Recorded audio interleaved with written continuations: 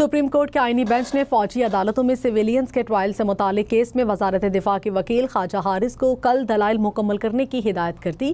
دوران سماعت جسٹس جمال خان مندوخیل نے آرٹیکل 175 کا حوالہ دیتے ہوئے سوال اٹھایا، کیا فوجی عدالتوں کو عدالت کہا جا سکتا ہے یا نہیں؟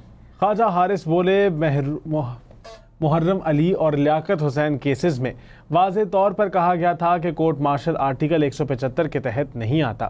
وفاقی حکومت کو آرٹیکل 142 کے تحت قانون سازی کا اختیار حاصل ہے اور اسی اختیار کے تحت فوجی عدالتوں سے متعلق قانون بنایا گیا۔ عدالت نے اٹارنی جنرل کی غیر موجودگی پر برہمی کا اظہار بھی کیا۔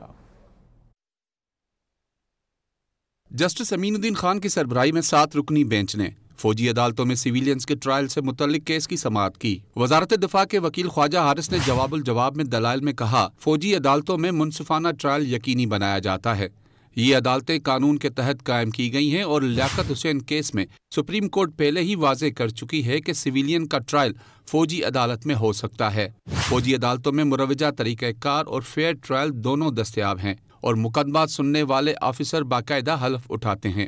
دوران سماعت جسٹس جمال مندوخیل نے آرٹیکل 175 کا حوالہ دیتے ہوئے سوال اٹھایا کہ کیا فوجی عدالتوں کو عدالت کہا جا سکتا ہے یا نہیں، جس پر خواجہ حارث نے کہا، محرم علی اور لیاقت حسین کیسز میں واضح طور پر کہا گیا تھا کہ کورٹ مارشل آرٹیکل 175 کے تحت نہیں آتا۔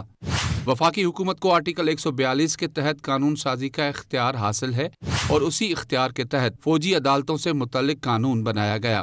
یہ اختیار 1956 اور 1962 کے آئین میں بھی موجود تھا، جب آرٹیکل 175 اور 1973 کا آئین نافذ نہیں ہوا تھا۔ جسٹس جمال مندوخیل نے فیئر ٹرائل پر سوالات اٹھائے کہ اگر کوئی ملزم اپیل میں کہے کہ اسے منصفانہ ٹرائل نہیں ملا تو وہ یہ کیسے ثابت کرے گا۔ خواجہ حارث نے کہا، 9 مئی کے واقعے میں 105 ملزمان کا ٹرائل ہوا اور کسی نے شکایت نہیں کی کہ انہیں فیئر ٹرائل نہیں ملا۔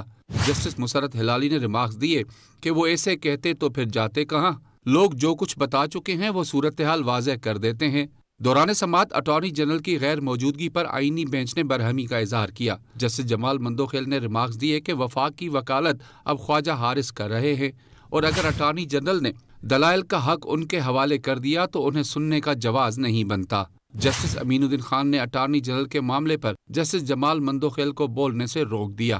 آئینی بینچ نے خواجہ حارث کو کل تک دلائل مکمل کرنے کی ہدایت کرتے ہوئے کہا کہ کل کے بعد کیس کی سماعت 28 تاریخ تک ملتوی کر دی جائے گی، کیونکہ بینچ 28 تاریخ تک دستیاب نہیں ہوگا، جبکہ 28 اپریل کو اٹارنی جنرل اپنے دلائل کا آغاز کریں گے۔